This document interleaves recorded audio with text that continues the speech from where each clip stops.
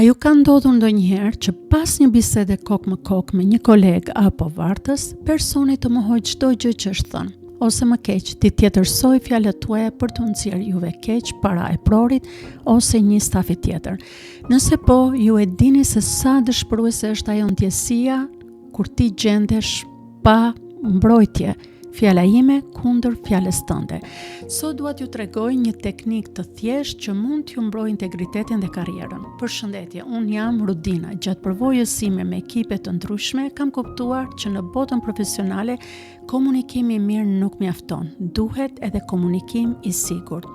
Sot dua të ndaj me ju një këshill të artë që ma kanë dhënë mentorët e mi kur u gjenda përballë një situate shokuese, do thosha, ku besimi im u thye në mënyrë të papritur. Një mentore time me shumë përvojë, e cila më dha një këshill që më ka vlerësuar shumë. Për të nuk ishte një çudi, një rast si ky që më kishte ndodhur mua, dhe ajo ishte dashur që të mësonte.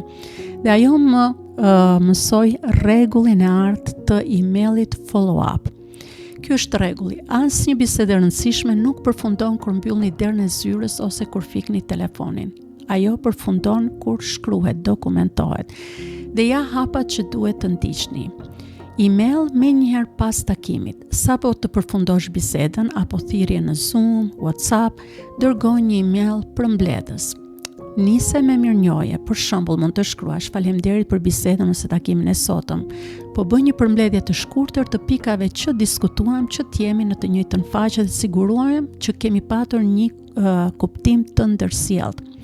Listo pikat për të cilat biseduat, pastaj listo vendimet ose hapat, nëse keni rënë dakord për këtë. Për shembull, ram dakord që detyra X të dorëzohet të premten ose në filan datë edhe orë. Ose pranuat që vonesat kanë ndodhur për shkak të Y ose X çështje ose person. Dhe në fund mund ta mbyllësh emailin me: a ka diçka që kam harruar apo që ju mund ta keni kuptuar ndryshe? Më konfirmo, të lutem.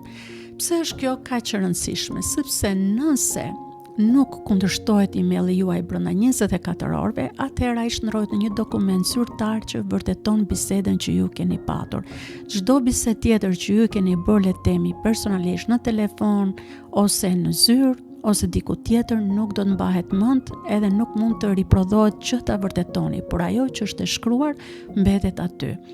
Le të kalojmë tani te një pikë delikate. Po pse njerëzit e tjetërsojnë të vërtetën? Jo gjithmonë njerëzit gënjejnë me dashakeqësi. Ndonjëherë thjesht harrojnë ose kujtesa e tyre selektive i bën të besojnë versionin që i favorizon. Por ka edhe raste kur mungon etika. Dokumenti nuk ju bën ju të keq, as paranojak, por ju bën profesionist dhe ju ndihmon të dyja palëve. Ju mbron ju, por mbron edhe procesin e punës. Kjo teknik më ka kursyer shumë net pa gjumë dhe shumë konflikte të panevojshme, dhe kur kam harruar ta zbatoj, më ka hapur shumë punë. Po ju, a keni pasur raste kur dokumentimi ose mungesa e tij ju ka shpëtuar apo ju ka penalizuar? Më shkruani historitë tuaja në komente. Nëse kjo video ju duket me vlerë, bëni like dhe ndajeni me dikë tjetër që ndoshta mund t'jetë duke të kaluar një situatë të vështirë në punë. Dhe mos harroni të bëni subscribe për më shumë biseda mbi etikën, besimin, punën dhe rritjen profesionale. Zoti ju bekoft dhe dëgjohemi në videon tjetër.